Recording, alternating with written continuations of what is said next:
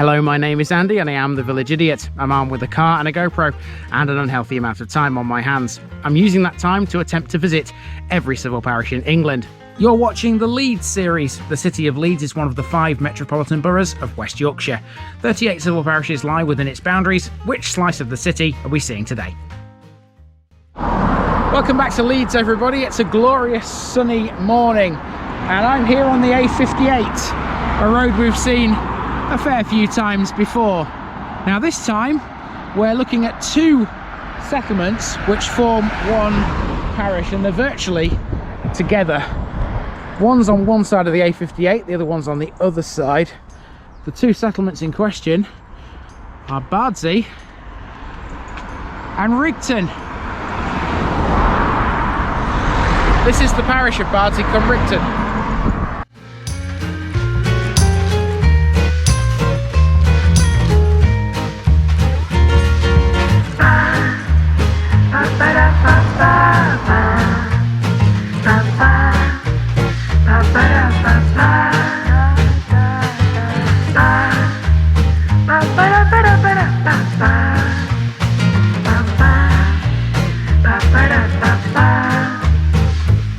This Leeds video is sponsored by Past Days, a family history blog by June Terrington. You'll find her link in the description.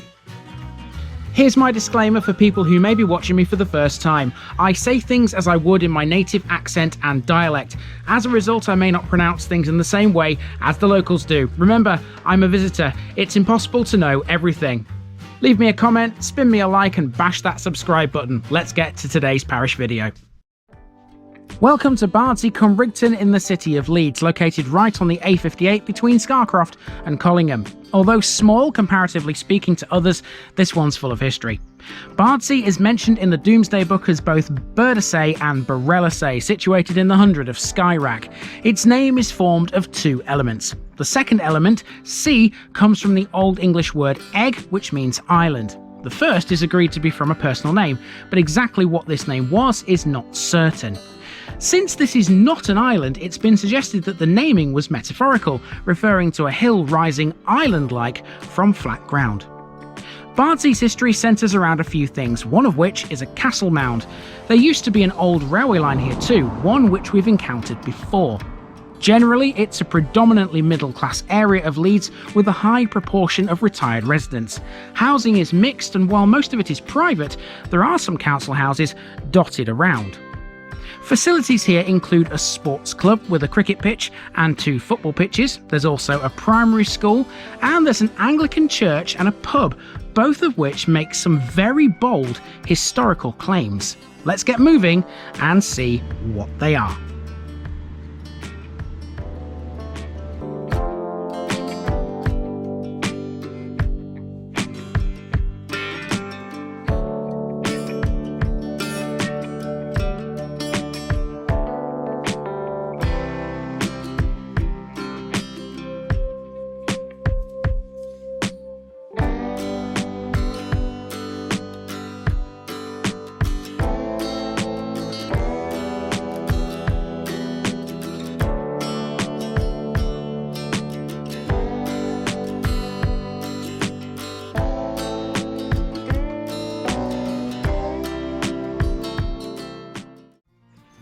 We begin at an old corn mill on the aptly named Cornmill Close. This area is known as Cornmill Estate and it was built in 1978. The mill is around 600 years old, converted now into a private residence. Bisecting the estate is Bardsey Beck. The bridge we're stood on here is known as Kisdorf Bridge, named after the town in Germany which Bardsey was twinned with in 1973. At the end of Cornmill Estate we have Church Lane, where we find a bench. This was presented to Bardsey Parish Council by Park Lane Homes in 2008. Now we hit the village's book exchange. In here I left a book and I want to see exactly how far the public can make that book travel. Here I am to explain. So here's the book exchange in question, and all I've done is I've put the book in here. It's this Catherine Cookson one here, the Hamilton Trilogy, and on the inside you can see we've got a TVI card, and then there's a piece of folded paper which basically says if you take this book, replace it with another one, obviously, and then when you're finished with it, put it back in a different book exchange. And on the back, we've got a little chart where you can record where it's been, the date, the location, and any comments that you might have. Next, it's the church. Dedicated to All Hallows, parts of the tower here are believed to date back to around 850 AD. This gives it a claim to fame. It's the oldest Anglo-Saxon tower church in England. 5 metres to the south of the main door, there's a sundial. I can confirm this was showing the right time. It's a Grade 2 listed structure. The church was open, so let's go in. All Hallows was significantly altered during the Norman period. It has an elaborately carved southern doorway with distinctive chevron moulding and beakhead ornaments. The church was not mentioned in the Domesday Book, but a priest is recorded as living in East Rigton, and he probably served Bardsey at that time.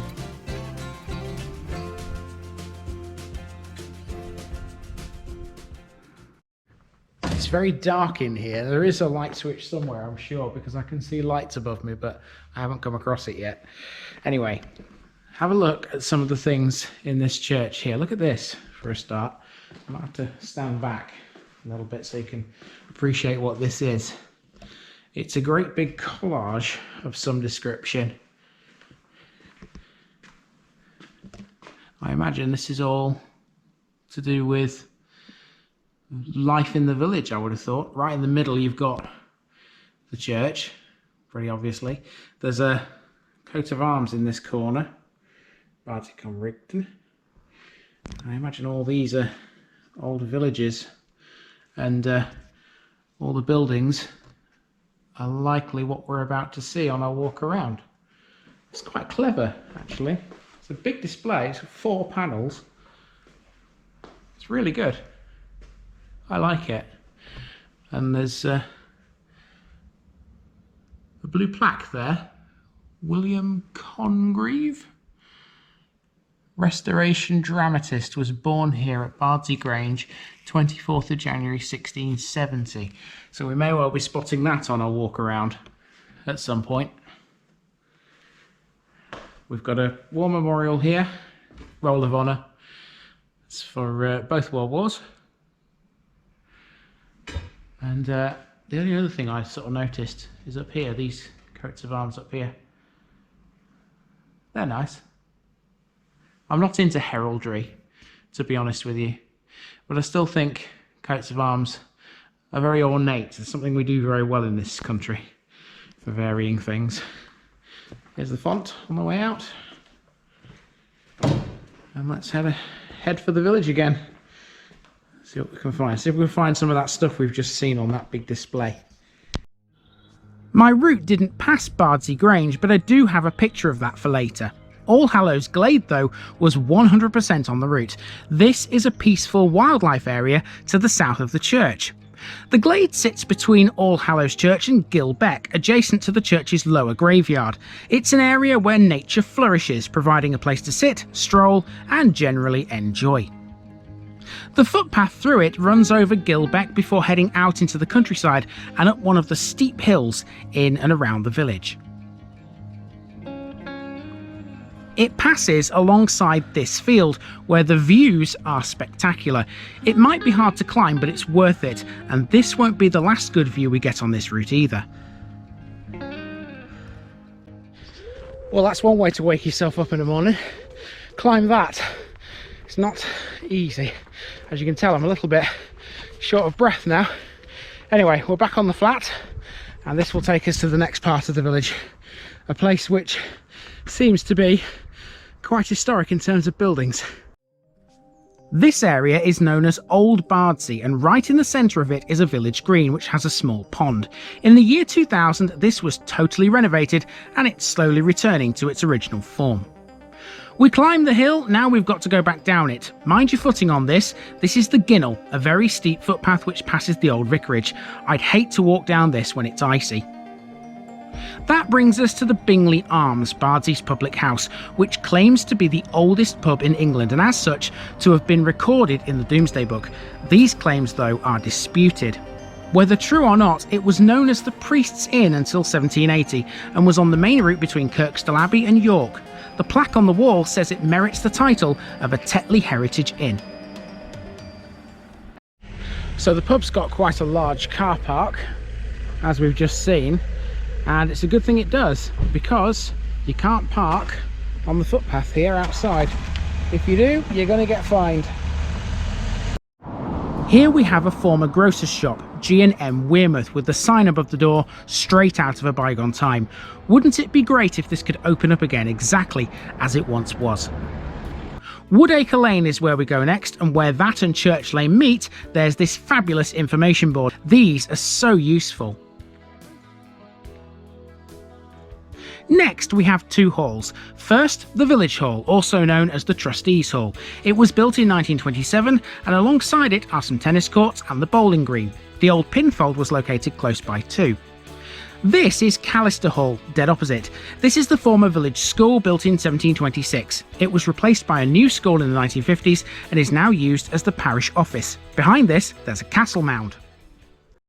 As castle mounds go, that's quite a well-defined one actually. You don't need to look too hard to spot it, do you?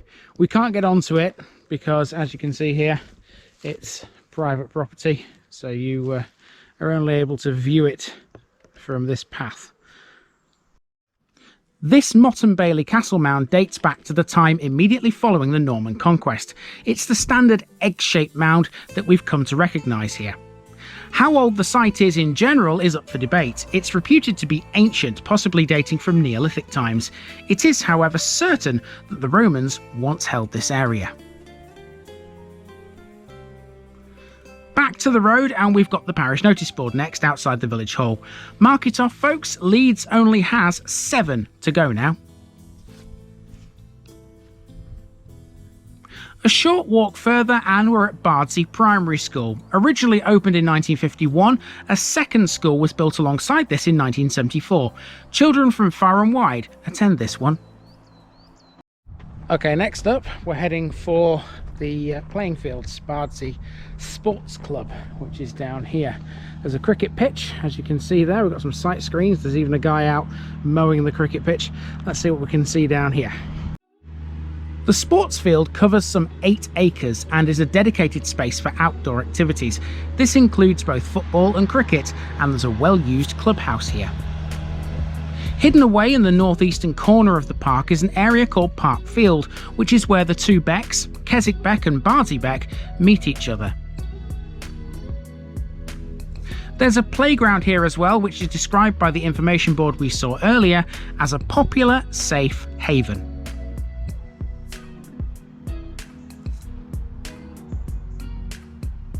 On leaving the park, we cross over Bardsey Beck again, where there's a pretty little waterfall right under this bridge. How about that for a nice addition to the walk? Now, one thing we haven't talked about yet is the fact there used to be a railway line that ran through here. Here we find the old station. It's this building right here, according to that sign on this wall. Doesn't look like a station, but apparently that's the old station. And the railway line, I can tell you exactly where that is. It's this way, and that's where we're going next. That house cannot have been the old station. Further research told me where the station used to be, and it wasn't there. We've climbed up to a junction now where Keswick Lane meets the A58. If you keep walking or drive south from here, you'll be travelling on part of the old railway line without even knowing, because some of it is under the A58. However, it doesn't religiously follow the road. For example, off the A58 is Grange Close. The former line ran behind this at this point, and Grange Close itself used to be the site of Bardsey Station, which fell under the Beeching Acts in 1964. The line in question is the Crossgates to Wetherby line, which we met back in Thorner. Part of the track bed, the part which crosses the sports field, is now a popular dog walking route. Now, everything you've seen so far has been Bardsey. So what of Rigton then? Well, to be more accurate, it's East Rigton, and it's on the other side of the A58, i.e. over there. And this is where having a car comes in handy, because it's different gravy. Bardsey is quite hilly, but so is Rigton. and I think the car is the best way to show you everything that's in that. So we'll hop in it and we'll have a drive around next. East Rigton, commonly just called Rigton, sits on the other side of the A58. Its name has been recorded as several things down the centuries, for example Riston, Rightone and Ryton. It wasn't until 1530 when East was added, back then in the form Est, when the place was known as Est Ryton.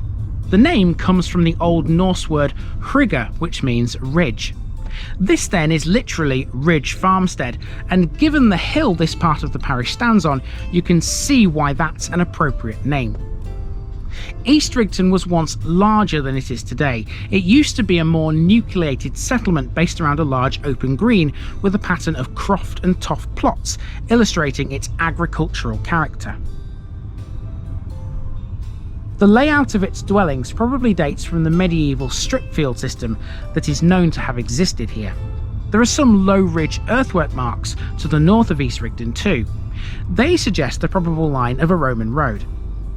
We're heading down to the crossroads we were at earlier, down the steep hill that Rigton sits upon.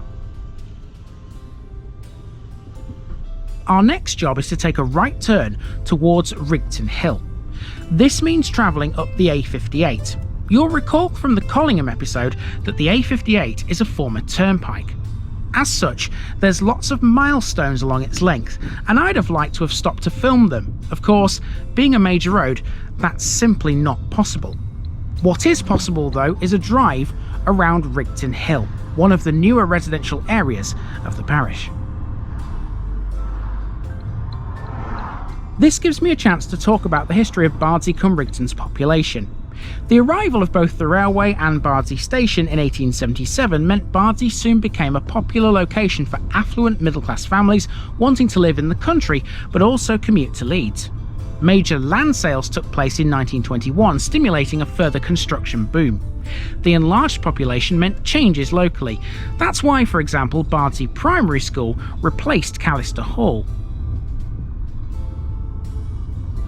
There are two streets up here called Congreve Way and Congreve Approach. These make reference to William Congreve, the playwright and poet born at Bardsey Grange. As well as his literary work, he was also a minor political figure in the Whig Party. Congreve was distantly related to the Leeds series favourite, Lady Elizabeth Hastings. Congreve's career as a playwright was brief. He only wrote 5 plays, authored from 1693 to 1700. 2 lines from his work, often mistaken to be Shakespearean, have become famous sayings. These are, "Music has charms to soothe a savage beast," and "Hell hath no fury like a woman scorned," both of which feature in his 1697 work, The Mourning Bride.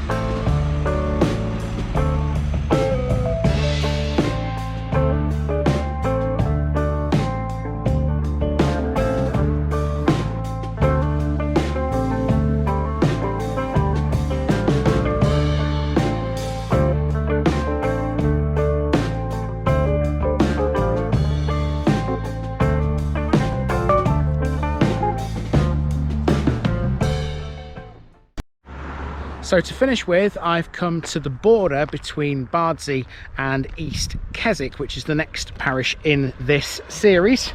That's where the village sign that you would have seen in the thumbnail has come from, and you'll also see East Keswick's at the beginning of that episode next week, because it's just there.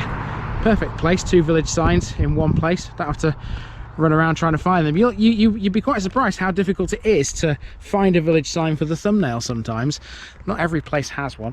Anyway, that's been Bardsey cum Rigton, and what a beautiful place. Hilly in places, and you know, not good for my hips and my thighs, but yeah, these things happen. You have to take the rough with the smooth. Sometimes they're flat and sometimes they're hilly, but worth it for the views. Absolutely worth it for the views. If you come out here, this is the kind of thing you'll be greeted with, and on a day like today, it just looks fabulous. Absolutely amazing.